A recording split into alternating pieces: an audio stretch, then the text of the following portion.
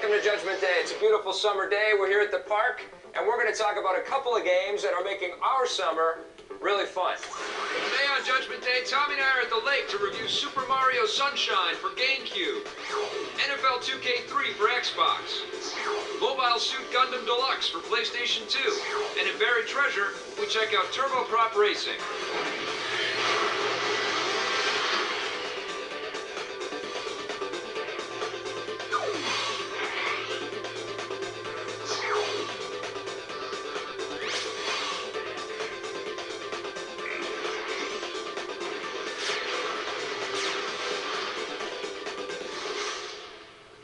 The first game we're going to talk about is NFL 2K3 from Sega. What do you think of this one? Well, I mean, I gotta say right up front that these players are the most amazing character renderings I've ever seen in any game. The faces on these guys are eerie. I mean, you'll look at them and they'll creep you out. So real. They have emotions, like they'll make They'll smile. Yeah, they'll smile. They'll show pain. I do like that there is a sort of arcadey gloss to the game, but I would say that everything looks a little too blown out and cartoonish when you stack it up against Fever. This is the first year that Sega is working with ESPN, so they've got the ESPN license. Now they've bookended it with ESPN commentators. Sports Center. And the whole intro to the game, it plays out like an episode of Sports Center. First, our top story of the day. Sega Sports, the authority in sports video gaming, has drafted ESPN, the worldwide leader in sports. I thought it was just too flat and Yeah, but see, you boring. don't watch Sports Center, though. You're not really into sports. Like, I like watch sports, but I'm not a big fan of TV I watch presentation. Sports Center like every single night, pretty much. And, Right. and to me, that was a very familiar-looking menu, and I liked it. What I got to say about 2K3 is that it's just pick up and play. I mean, you do have to take a couple of seconds to sort of acclimate to the controls, but no matter if you're playing offense or defense, you hook into it right away. But the passes are perfect. I mean, you want to throw that spiral gunshot pass right to the guy, you got it, no problem. You want to lob it for a long bomb, you got it, no problem. And in this game, it's just as much fun to be the defender as it is the offensive line. But the problem I found, though, is that it seems like it was a bit unrealistic as far as how many passes got dropped all the time. Right. The pass is incomplete.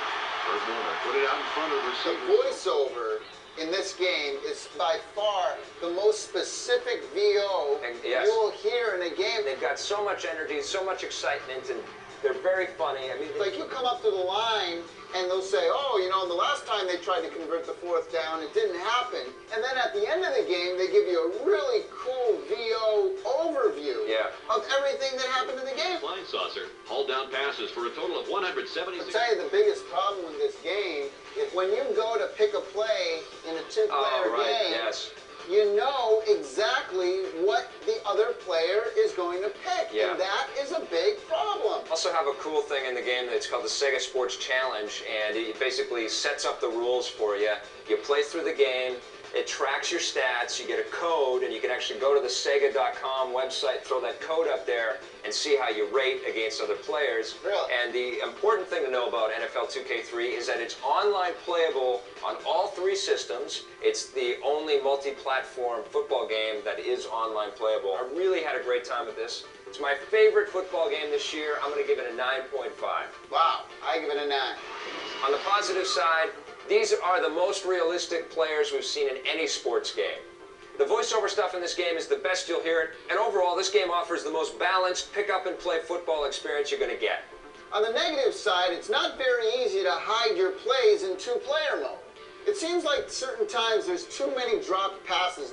Although the players are the best we've ever seen, the graphics overall aren't the best out there.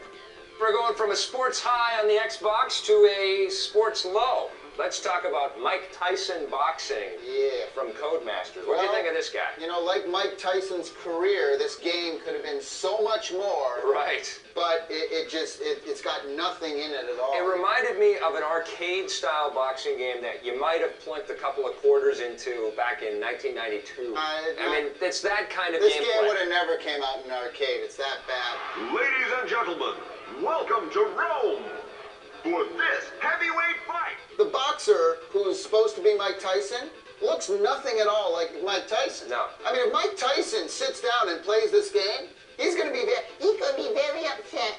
He's going to eat the Xbox. He's going to, I eat the Xbox, I'm going to eat the controller. What are you guys trying to make me look like? I'm going to eat you all at Codemasters. I don't like this game. We better hope that Mike Tyson never watches our show. Oh, yeah, that's true. Sorry, Mike, I love you.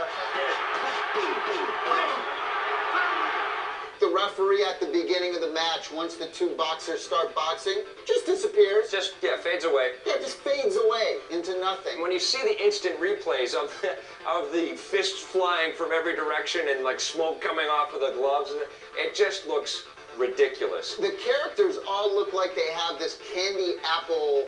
It's like somebody waxed They're them in or plastic. something. Yeah. They have this like just completely unnatural sheen. What is the deal though with these ring girls?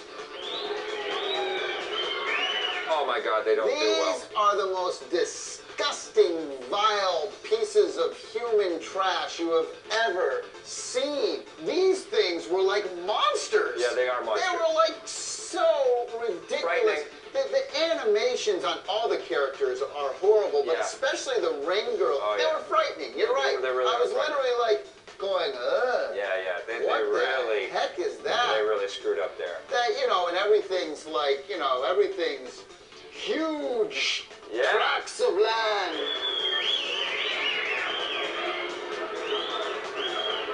Best part about this game, though, is the create a boxer. And I'll tell you That's why. fun. That's Because actually fun. They literally go through every single bone structure and everything. You can on make the- droopy eyes. I mean, and just in the face elf alone. ears. In the face alone, Yeah. they have like about 20 different categories, from cheeks to eyes to lips and nose and ears and everything. It's really flexible, but you still end up with scary-looking dudes, Well, no matter what you do. So what are you going to give Mike Tyson boxing on the Xbox? I give it what it deserves. It's a 2.5. I would give it a 3. On the positive side, well, we just really like the creative player. On the negative side, wait, let me get out my list. Okay, we got the animations on the boxers are absolutely horrible. Overall, the gameplay is just a whole bunch of mashy, buttony, goobly gawk. But the worst part about this game has got to be the freaky-looking, creepy, mutated, silicone-ridden, freakazoid, Frankenstein-looking card girls. Coming up after the break, Tom and I are going to go walk down by the lake and talk about the new Gundam game for PlayStation 2. Gundam!